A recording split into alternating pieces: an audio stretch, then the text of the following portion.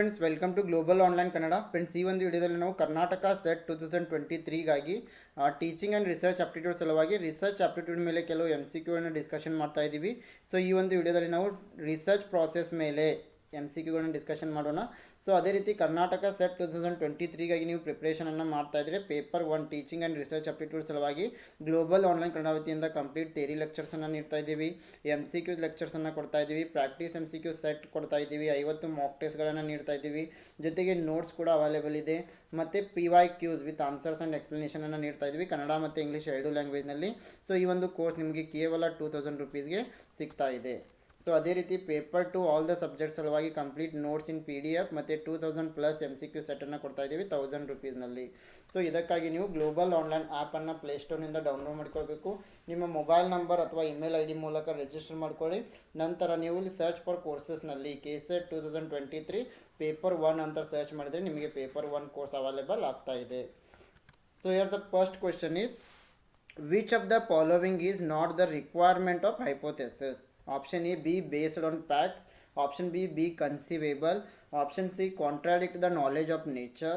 Option D, allow consequences to be deduced from it. ಕೆಳಗಿನವುಗಳಲ್ಲಿ ಯಾವುದು ಊಹೆಯ ಅವಶ್ಯಕತೆ ಇಲ್ಲ? ಆಪ್ಷನ್ ಎ ಸತ್ಯಗಳನ್ನು ಆಧರಿಸುವುದು, ಆಪ್ಷನ್ ಬಿ ಕಲ್ಪಿತವಾಗಿರುವುದು, ಆಪ್ಷನ್ ಸಿ ಪ್ರಕೃತಿಯ ಜ್ಞಾನವನ್ನು ವಿರೋಧಿಸುವುದು, ಆಪ್ಷನ್ ಡಿ ಪರಿಣಾಮಗಳನ್ನು ಅದರಿಂದ ಕಳೆಯಲು ಅನುಮತಿಸುವುದು. Yes, here option C is correct answer. Contradict the knowledge of nature. This is not required in hypothesis. ಪ್ರಕೃತಿಯ ಜ್ಞಾನವನ್ನು ವಿರೋಧಿಸುವುದು ಊಹೆಯ ಅವಶ್ಯಕತೆ ಅಲ್ಲ. Question number 2. The objective of a research can be written. Option A, only in question form. Option B, only in statement form. Option C, both question and statement forms. Option D, in hypothetical form. ಸಂಶೋಧನೆಯ ಉದ್ದೇಶವನ್ನು ನಾವು ಯಾವ ರೂಪದಲ್ಲಿ ಬರಿಬಹುದು? Option A ಪ್ರಶ್ನೆಗಳ ರೂಪದಲ್ಲಿ ಮಾತ್ರ, option B ಹೇಳಿಕೆಯ ರೂಪದಲ್ಲಿ ಮಾತ್ರ, ಆಪ್ಷನ್ ಸಿ ಪ್ರಶ್ನೆ ಮತ್ತು ಹೇಳಿಕೆಯ ರೂಪಗಳು, ಆಪ್ಷನ್ ಡಿ ಕಾಲ್ಪನಿಕ ರೂಪದಲ್ಲಿ. Yes, here the right answer for this question is option B. Yes, objectives of the research we can write only in statement form. So ಹೇಳಿಕೆಯ ರೂಪದಲ್ಲಿ ನಾವು ಸಂಶೋಧನೆ ಉದ್ದೇಶಗಳನ್ನು ಬರೀಬೇಕು. Question number 3. The accuracy of the research process depends upon. Option A unbiased attitude of researchers, option B the sample size, option C the research method adapted, option D all of the above. So how we are going to determine the accuracy of the research? 4 options are given here. ನಾವು ಸಂಶೋಧನೆಯ ಪ್ರಕ್ರಿಯೆಯ ನಿಖರತೆಯನ್ನು ಯಾವುದರ ಮೇಲೆ ಅವಲಂಬಿತವಾಗಿರುತ್ತೆ? So option A ಸಂಶೋಧಕರ ಪಕ್ಷಪಾತವಿಲ್ಲದ ವರ್ತನೆಯ ಮೇಲೆ, option B ಮಾದರಿಯ ಗಾತ್ರ, ಆಪ್ಷನ್ ಸಿ ಅಳವಡಿಸಿಕೊಂಡ ಸಂಶೋಧನಾ ವಿಧಾನ, ಮೇಲಿನ ಎಲ್ಲ. So when it comes to accuracy of the research process, it depends upon all of the above. Unbiased attitude of researchers, then sample size, the research method adopted. Yes, on all these concepts the accuracy of the research is dependent. So ಸಂಶೋಧನಾ ಪ್ರಕ್ರಿಯೆಯು ಯಾವಾಗಲೂ ಸಂಶೋಧಕರ ಪಕ್ಷಪಾತವಿಲ್ಲದ ವರ್ತನೆಯ ಮೇಲೆ, ಮಾದರಿಯ ಗಾತ್ರದ ಮೇಲೆ ಮತ್ತು ಅಳವಡಿಸಿಕೊಂಡ ಸಂಶೋಧನಾ ವಿಧಾನದ ಮೇಲೆ, ಇವೆಲ್ಲದರ ಮೇಲೂ ಕೂಡ ಡಿಪೆಂಡ್ ಆಗಿರುತ್ತೆ. Question number 4. The introduction section of A research plan. Option A gives an overview of prior relevant studies. Option B contains a statement of the purpose of the study.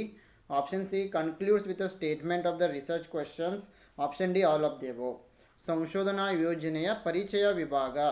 Option A ಪೂರ್ವ ಸಂಬಂಧಿತ ಅಧ್ಯಯನಗಳ ಅವಲೋಕನವನ್ನು ನೀಡುತ್ತದೆ. Option B ಅಧ್ಯಯನದ ಉದ್ದೇಶದ ಹೇಳಿಕೆಯನ್ನು ಒಳಗೊಂಡಿದೆ. Option C ಸಂಶೋಧನಾ ಪ್ರಶ್ನೆಗಳ ಹೇಳಿಕೆಯೊಂದಿಗೆ ಮುಕ್ತಾಯವಾಗುತ್ತದೆ. ಆಪ್ಷನ್ ಡಿ ಮೇಲಿನ ಎಲ್ಲ. Yes, the introduction section of the research plan, all of the above, gives an overview of prior relevant studies, contains a statement of the purpose of the study, concludes with a statement of the research questions. Option D is the right answer.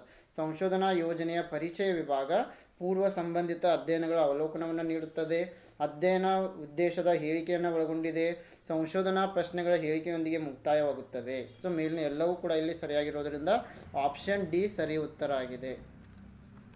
Question number 5. The process not needed in experimental research is. Option A observation, option B manipulation and replication, option C controlling, option D reference collection. ಪ್ರಾಯೋಗಿಕ ಸಂಶೋಧನೆಯಲ್ಲಿ ಅಗತ್ಯವಿಲ್ಲದಂತಹ ಪ್ರಕ್ರಿಯೆ ಯಾವುದು? Option A ವೀಕ್ಷಣೆ, option B ಕುಶಲತೆ ಮತ್ತು ಪ್ರತಿಕೃತಿ, option C ನಿಯಂತ್ರಣ, option D ಉಲ್ಲೇಖ ಸಂಗ್ರಹ. Yes, here the right answer is option D. Reference collection, it is not needed in experimental research. ಉಲ್ಲೇಖ ಸಂಗ್ರಹ ಇದು ಪ್ರಾಯೋಗಿಕ ಸಂಶೋಧನೆಯಲ್ಲಿ ಅಗತ್ಯವಿಲ್ಲದ ಒಂದು ಪ್ರಕ್ರಿಯೆಯಾಗಿದೆ. Question number 6. Which of the following is the correct order of Stevens 4 levels of measurement? ಕೆಳಗಿನವುಗಳಲ್ಲಿ ಯಾವುದು ಸ್ಟೀವನ್ ಅವರ 4 ಹಂತದ ಅಳತೆಯ ಸರಿಯಾದ ಕ್ರಮವಾಗಿದೆ? Option A ordinal, nominal, ratio and interval. Option B nominal, ordinal, interval and ratio. Option C interval, nominal, ordinal and ratio. Option D ratio, interval, nominal and ordinal. The right answer is option B. Nominal scale, ordinal scale, interval scale and ratio. Option B is the right answer. Question number 7. We use factor analysis. Option A to know the relationship between two variables. Option B to test the hypothesis. Option C to know the difference between two variables. Option D to know the difference among many variables. So why we are going to study factor analysis? ನಾವು ಅಂಶ ವಿಶ್ಲೇಷಣೆಯನ್ನು ಏಕೆ ಬಳಸ್ತಾ ಇದ್ದೀವಿ? Option A ಎರಡು ಅಸ್ಥಿರಗಳ ನಡುವಿನ ಸಂಬಂಧವನ್ನು ತಿಳಿಯಲು. ಆಪ್ಷನ್ ಬಿ ಊಹೆಯನ್ನು ಪರೀಕ್ಷೆ ಮಾಡಲು. ಆಪ್ಷನ್ ಸಿ ಎರಡು ಅಸ್ಥಿರಗಳ ನಡುವಿನ ವ್ಯತ್ಯಾಸವನ್ನು ತಿಳಿಯಲು. ಆಪ್ಷನ್ ಡಿ ಅನೇಕ ಅಸ್ಥಿರಗಳ ನಡುವಿನ ವ್ಯತ್ಯಾಸವನ್ನು ತಿಳಿಯಲು. Yes, here the correct answer is option D. We use factor analysis to know the difference among many variables. ಅನೇಕ ಅಸ್ಥಿರಗಳ ನಡುವಿನ ವ್ಯತ್ಯಾಸವನ್ನು ತಿಳಿದುಕೊಳ್ಳಲು ನಾವು ಈ ಅಂಶ ವಿಶ್ಲೇಷಣೆಯನ್ನು ಬಳಕೆ ಮಾಡ್ತೀವಿ. Question number 8. A widely used format developed by Rensis Likert is used for asking questions about. Option A attitude. Option B personality. Option C morally. Option D none of the above. ರೆನ್ಸಿಸ್ Likert ಅಭಿವೃದ್ಧಿಪಡಿಸಿದ ವ್ಯಾಪಕವಾಗಿ ಬಳಸಲಾಗುವ ಸ್ವರೂಪವನ್ನು ಪ್ರಶ್ನೆಗಳನ್ನು ಕೇಳಲು ಬಳಸಲಾಗುತ್ತದೆ. So option A ವರ್ತನೆ, option B ವ್ಯಕ್ತಿತ್ವ, option C ನೈತಿಕತೆ, ಆಪ್ಷನ್ ಡಿ ಮೇಲಿನ ಯಾವುದೂ ಅಲ್ಲ. The right answer is option A attitude. ಇಲ್ಲಿ ವರ್ತನೆ ಸರಿಯಾದ ಉತ್ತರ ಆಗಿದೆ. Question number 9. The process not needed in experimental research is observation, manipulation, controlling, content analysis. ಪ್ರಾಯೋಗಿಕ ಸಂಶೋಧನೆಯಲ್ಲಿ ಅಗತ್ಯವಿಲ್ಲದ ಪ್ರಕ್ರಿಯೆ ವೀಕ್ಷಣೆ, ಕುಶಲತೆ, ನಿಯಂತ್ರಣ, ವಿಷಯ ವಿಶ್ಲೇಷಣೆ. The right answer is option D. Content analysis is not needed in experimental research.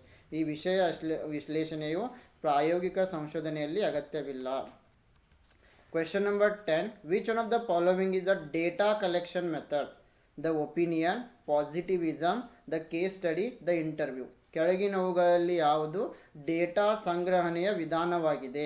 ಅಭಿಪ್ರಾಯ, ಧನಾತ್ಮಕತೆ, ಕೇಸ್ ಸ್ಟಡಿ, ಸಂದರ್ಶನ. The right answer for this question is option D. The interview method it is a type of data collection method. ಇಲ್ಲಿ ಸಂದರ್ಶನ ವಿಧಾನ ಏನಿದೆಯಲ್ಲ ಇದು ದತ್ತಾಂಶ ಸಂಗ್ರಹಣೆಯ ವಿಧಾನವಾಗಿದೆ. Question number 11. A research problem is feasible only when. Option A it has utility and relevance. Option B it is researchable. Option C it is new and adds something to the knowledge. Option D all of the above. ಸಂಶೋಧನಾ ಸಮಸ್ಯೆಯು ಕಾರ್ಯಸಾಧ್ಯವಾದಾಗ ಯಾವಾಗ ಕಾರ್ಯಸಾಧ್ಯವಾಗುತ್ತದೆ? Option A ಇದು ಉಪಯುಕ್ತತೆ ಮತ್ತು ಪ್ರಸ್ತುತತೆಯನ್ನು ಹೊಂದಿದ್ರೆ. Option B ಇದು ಸಂಶೋಧನಾತ್ಮಕವಾಗಿದೆ. Option C ಇದು ಹೊಸದು ಮತ್ತು ಜ್ಞಾನಕ್ಕೆ ಏನನ್ನಾದರೂ ಸೇರಿಸುತ್ತದೆ. ಆಪ್ಷನ್ ಡಿ ಮೇಲಿನ ಎಲ್ಲ. Yes, the right answer is option D. All of the above are correct. A research problem is feasible when it has utility and relevance, when it is researchable, it is new and adds something to the knowledge. So option D is right answer. ಸಂಶೋಧನಾ ಸಮಸ್ಯೆ ಯಾವಾಗ ಕಾರ್ಯಸಾಧ್ಯತೆ ಆಗ್ತದೆ ಅಂತಂತಂದರೆ ಇದು ಉಪಯುಕ್ತತೆ ಮತ್ತು ಪ್ರಸ್ತುತತೆಯನ್ನು ಹೊಂದಿರಬೇಕು, ಇದು ಸಂಶೋಧನಾತ್ಮಕವಾಗಿರಬೇಕು, ಇದು ಹೊಸದು ಮತ್ತು ಜ್ಞಾನಕ್ಕೆ ಏನನ್ನಾದರೂ ಸೇರಿಸಬೇಕು. ಸೊ ಹೀಗಾಗಿ ಮೇಲಿನ ಎಲ್ಲವೂ ಕೂಡ ಸರಿಯಾಗಿವೆ. Question number 12. Which of the following statements are true? Option A, in research objectives can be worded in question form. Option B, in research objectives can be worded in statement form. Option C, objectives are to be stated in chapter 1 of the thesis. Option D, all of the above. ಈ ಕೆಳಗಿನ ಯಾವ ಹೇಳಿಕೆಗಳು ನಿಜವಾಗಿವೆ? Option A ಸಂಶೋಧನೆಯಲ್ಲಿ ಉದ್ದೇಶಗಳನ್ನು ಪ್ರಶ್ನೆ ರೂಪದಲ್ಲಿ ಕೇಳಬಹುದು. Option B ಸಂಶೋಧನೆಯಲ್ಲಿ ಉದ್ದೇಶಗಳನ್ನು ಹೇಳಿಕೆಯ ರೂಪದಲ್ಲಿ ಹೇಳಬಹುದು. ಆಪ್ಷನ್ ಸಿ ಉದ್ದೇಶಗಳನ್ನು ಪ್ರಬಂಧದ ಅಧ್ಯಾಯ 1ರಲ್ಲಿ ಹೇಳಬೇಕು. ಆಪ್ಷನ್ ಡಿ ಮೇಲಿನ ಎಲ್ಲ.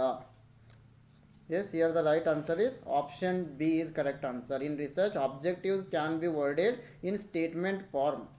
ಸೊ ಸಂಶೋಧನೆಯಲ್ಲಿ ಉದ್ದೇಶಗಳನ್ನು ಹೇಳಿಕೆಯ ರೂಪದಲ್ಲಿ ಹೇಳಬೇಕು. Question number 13. In the context of survey research, the following steps are taken in certain order. Which of the following options represent the correct order? Sampling, inference, data analysis, data collection. Yes, here the right answer is option B is correct.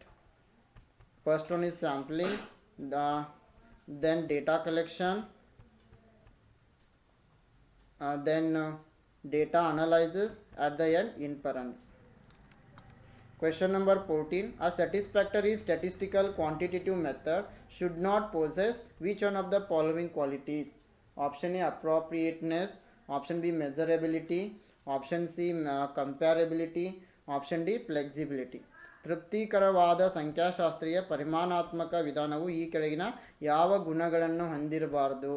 ಸೂಕ್ತತೆ, ಮಾಪನ ಸಾಮರ್ಥ್ಯ, ಹೋಲಿಕೆ, ನಮ್ಯತೆ. The right answer is option D flexibility. ಇಲ್ಲಿ ನಮ್ಯತೆ ಸರಿಯಾಗಿದೆ. Question number 15. The accuracy of the research process depends upon option A unbiased attitude of researchers, option B the sample size, option C the research method adopted, option D all of the above. ಸಂಶೋಧನಾ ಪ್ರಕ್ರಿಯೆಯ ನಿಖರತೆ ಏನನ್ನು ಅವಲಂಬಿಸಿರುತ್ತದೆ? Option A ಸಂಶೋಧಕರ ಪಕ್ಷಪಾತವಿಲ್ಲದ ವರ್ತನೆ, option B ಮಾದರಿಯ ಗಾತ್ರ, option C ಅಳವಡಿಸಿಕೊಂಡ ಸಂಶೋಧನಾ ವಿಧಾನ, ಆಪ್ಷನ್ ಡಿ ಮೇಲಿನ ಎಲ್ಲ. Yes, here the right answer is option D all of the above is correct answer. ಮೇಲಿನ ಎಲ್ಲವೂ ಕೂಡ ಸರಿಯಾಗಿವೆ. Question number 16. Essential elements of good research is option A a well formulated hypothesis, option B a good research supervisor, option C adequate library, option D a well formulated problem. ಉತ್ತಮ ಸಂಶೋಧನೆಯ ಅಗತ್ಯ ಅಂಶಗಳು. Option A ಚೆನ್ನಾಗಿ ರೂಪಿಸಿದ ಊಹೆ, option B ಉತ್ತಮ ಸಂಶೋಧನಾ ಮೇಲ್ವಿಚಾರಕ, option C ಸಾಕಷ್ಟು ಗ್ರಂಥಾಲಯ, ಆಪ್ಷನ್ ಡಿ ಚೆನ್ನಾಗಿ ರೂಪಿಸಿದ ಸಮಸ್ಯೆ. Yes, the right answer is option A a good research elements are a well formulated hypothesis. ಉತ್ತಮ ಸಂಶೋಧನೆಯ ಅಗತ್ಯ ಅಂಶ ಚೆನ್ನಾಗಿ ರೂಪಿಸಿದ ಊಹೆ. Question number 17. The classification of studies into exploratory, descriptive, analytical and predictive research is based on logic of the research, outcome of the research, process of the research, purpose of the research. ಅಧ್ಯಯನಗಳ ವರ್ಗೀಕರಣವನ್ನು ಪರಿಶೋಧನಾತ್ಮಕ, ವಿವರಣಾತ್ಮಕ, ವಿಶ್ಲೇಷಣಾತ್ಮಕ, ಮುನ್ಸೂಚಕ ಸಂಶೋಧನೆಗೆ ಆಧರಿಸಿದೆ. ಯಾವುದರ ಆಧಾರದ ಮೇಲೆ ಇವುಗಳನ್ನು ವರ್ಗೀಕರಣ ಮಾಡ್ತಾ ಇದ್ದೀವಿ? ಸಂಶೋಧನೆಯ ಪ್ರಕಾರಗಳನ್ನು. ಆಪ್ಷನ್ ಎ ಸಂಶೋಧನೆಯ ತರ್ಕ, ಸಂಶೋಧನೆಯ ಫಲಿತಾಂಶ, ಸಂಶೋಧನೆಯ ಪ್ರಕ್ರಿಯೆ, ಸಂಶೋಧನೆಯ ಉದ್ದೇಶ. The right answer is option B outcome of the research, ಸಂಶೋಧನೆಯ ಫಲಿತಾಂಶ. Question number 18. What is the position held by a positivist as far as acquiring knowledge is concerned?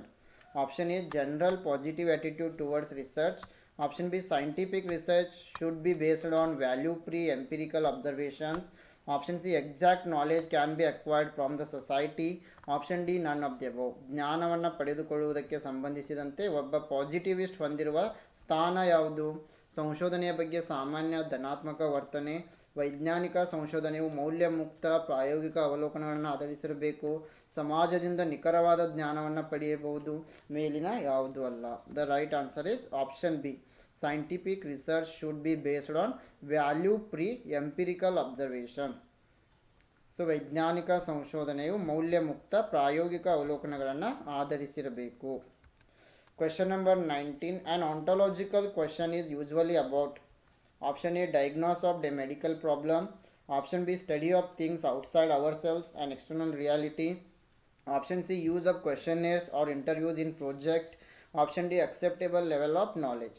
ಆಂಟೋಲಾಜಿಕಲ್ ಪ್ರಶ್ನೆಯು ಸಾಮಾನ್ಯವಾಗಿ ಯಾವುದರ ಬಗ್ಗೆ ಇರುತ್ತೆ? ಆಪ್ಷನ್ ಎ ವೈದ್ಯಕೀಯ ಸಮಸ್ಯೆಯ ರೋಗ ನಿರ್ಣಯ, ಆಪ್ಷನ್ ಬಿ ನಮ್ಮ ಹೊರಗಿನ ವಸ್ತುಗಳ ಅಧ್ಯಯನ, ಆಪ್ಷನ್ ಸಿ ಯೋಜನೆಯಲ್ಲಿ ಪ್ರಶ್ನಾವಳಿಗಳು ಅಥವಾ ಸಂದರ್ಶನಗಳ ಬಳಕೆ, ಆಪ್ಷನ್ ಡಿ ಜ್ಞಾನದ ಸ್ವೀಕಾರದ ಮಟ್ಟ.